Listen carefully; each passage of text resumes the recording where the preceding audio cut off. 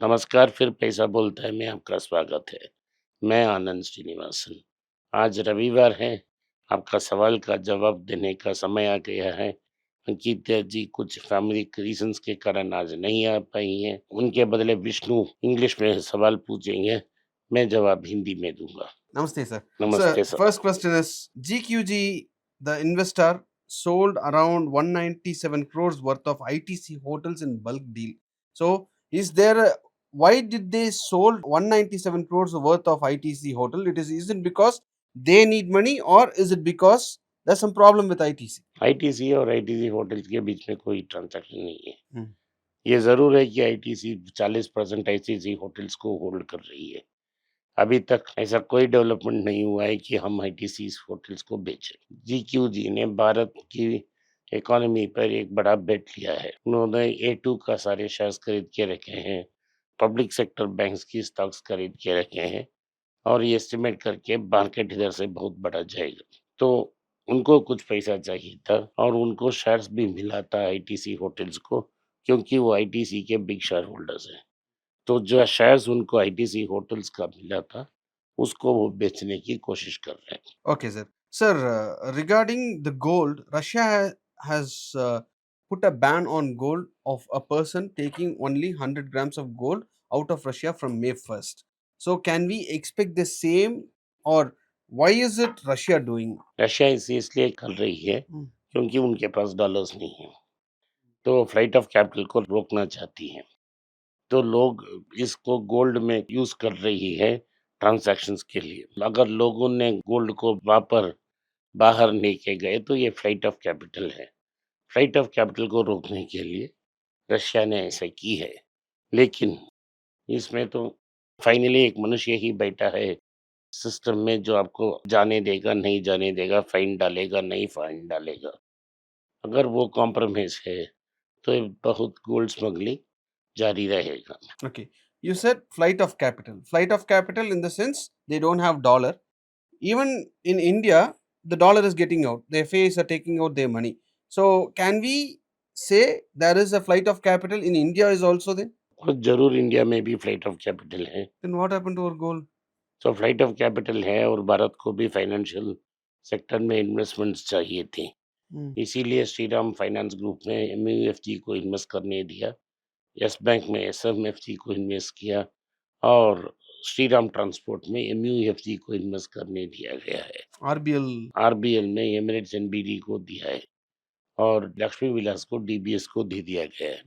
इन सब को रखते हुए आरबीआई ये चाहती है कि patient long term capital Bharat आए, पैसा को इन्वेस्ट करें और वेट करें ताकि अच्छा रिटर्न मिल जाए। तो यही रीज़न है कि वो बैंक्स में फॉरेन प्लेयर्स को स्टॉक बिल्डअप करने के लिए यूज़ कर रहे हैं, स्पेशली जो स्टॉक्स हैं, जो बैंक्स हैं वो ट्रबल्ड हैं। भारत को कैपिटल चाहिए था, Hmm. तो उन्होंने डॉलर्स लाया है। Hmm.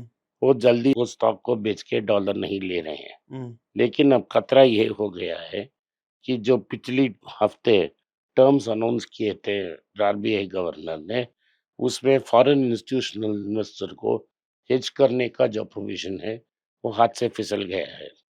सोचिए कि अगर आप फॉरेन गोरे इन्वेस्टर हैं, आपने एक आरबीआई बॉन्ड ले ली है 6.25 की और आप इमीडिएटली जाके हेज करने के लिए जिस रेट में आपने डॉलर बेच के रुपया खरीदा, उसी रेट में रुपया को बेच दिया। FAIs are actually very keen in their hedge. That is या understood, sir. सो Huh. वो हेज को दूसरा लेग का पोज़ीशन है, Hmm. वो नेकेड नहीं रह सकता। उसे भारतीय कंपनियाँ और भारतीय बैंक्स ले ली है। तो आप क्या कर रहे हैं कि आरबीआई ने कहा है कि इंडियन रेगुलेटर ने कहा है कि किसी को भी डायरेक्टली यूएस में इन्वेस्ट करने से डिस्करेज कर रहे हैं और ये डिस्करेजमेंट की इफ़ेक्ट है। लेकिन मनी फंगेबल है, वन वे और द अदर लोग बाहर इन्वेस्ट करेंगे क्योंकि वो समझते हैं कि रुपये की 100 होना गारंटी है और जब तक ये टर्म एंड होगा 125 तक जा सकता है। तो हमारा पोर्टफोलियो में भी और लोगों के पोर्टफोलियो में डॉलर रिलेटेड स्टॉक्स और गोल्ड डोमिनेट करते रहेगी, क्योंकि ये सब इंटरनेशनल प्राइसेस से मार्क्ड है। Okay, sir. You said about the FAI's hedge. Now, what is the problem? What will happen to our hedge, the gold? What if someone comes in 8 o'clock in the night and says you can't अगर even कोई carry आदमी about more 8 than बजे 100 grams of gold?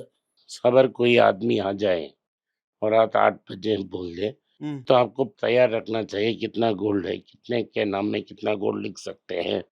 तो अपने बीवी के नाम, माँ-बाप के नाम कितने रख सकते हैं, Hmm. इन सबको आपको डिसाइड करने का समय आ गया है। क्योंकि 400 ग्राम्स ऑफ गोल्ड लगभग 40 लाख तक हो गया है।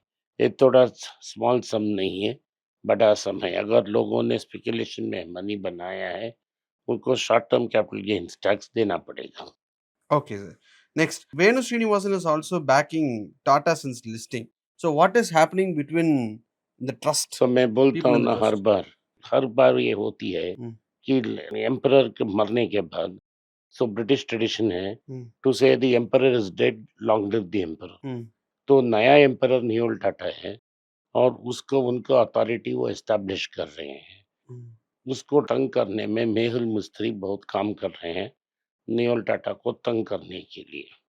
इसमें भी ये प्रॉब्लम है कि टाटा सन्स की लिस्टिंग होने से कुछ रिलीफ मिल सकती है पलोंजी मिस्त्री ग्रुप को।